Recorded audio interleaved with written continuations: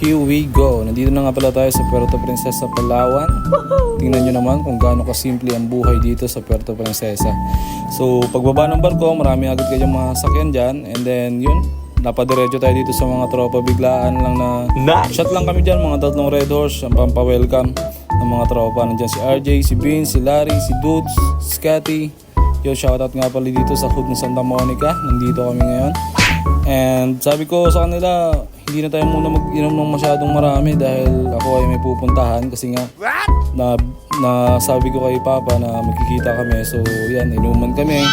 And then bumili rin ako ng pang-ihaw namin. Siyempre, konting pintuhan, luto-luto, yan.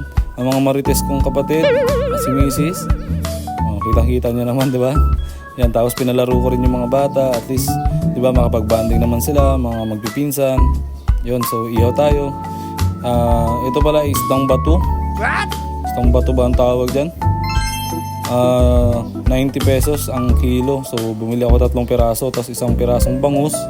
Nagkakahalaga ng 100. Yung bangus dito talagang masyadong mahal.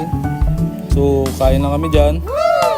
Tapos pagkatapos niyan, di kwentuhan, uwi na kami.